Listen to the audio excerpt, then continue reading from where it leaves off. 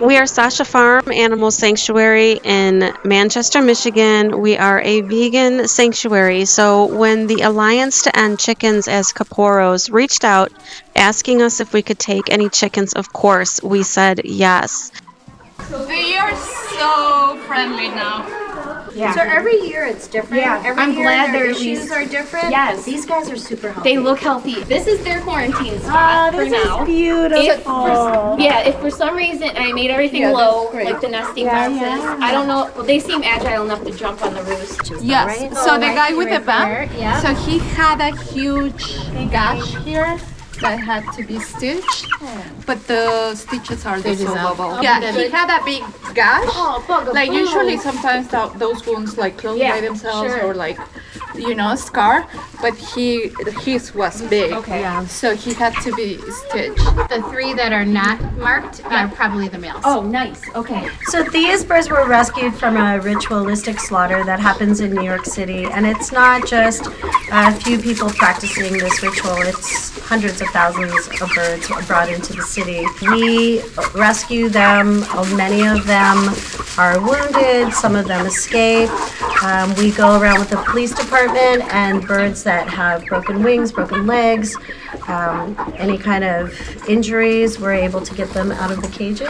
At the end of this ritual, we are able to then get a lot of birds that are just being released because they're not used for the rituals. On the first night, we get a lot of birds, and then we go to the demonstrations. So the demonstrations are basically our volunteers go with watermelon and fruit to give the birds in these cages because they're stacked up on the streets, 10 feet high for the entire week of this ritual. A lot of the birds just die from dehydration or being exposed to the elements before they even actually go through the slaughter. So we are able to get some the first night. We're able to get some through this act of compassion because we're able to look in the cages and see which ones need to be helped. And on the last day, again, we go around with the police and we basically drive an ambulance around the city, an ambulance car, and the birds are brought to the car, they're triaged, and the ones that need to go to the vet are sent to the vet. And then on the final day, we meet a quota. I didn't realize there were so many different parts to that. Thank you guys for. We take them from wherever we can. We over the years have also developed like relationship with sites where they practice the rituals. And this man is just at the end of the rituals is like take them. We are done with them. You can take 3 crates, or you can take. Okay, so at least good. Yes, and I mean sometimes they are like just left behind like for sanitation trucks to take them. So we have to like go in the morning, like at 4 or 5 in the morning, and like drive around the city and try to. Thank you. Some of these birds are like being thrown away like trash, and they're still alive. Of course. Oh, and it's awful. And it's so awful. I don't think a lot of people are aware of the extent of how awful that is, because even though we've heard of it, I did not know a lot of the things that actually happen behind the scenes like that. So it's really sad. So during the ritual, they actually pick them up by their wings. So we get a lot of compound fractures, a lot of broken wings. We have a double amputee bird this year. Baby.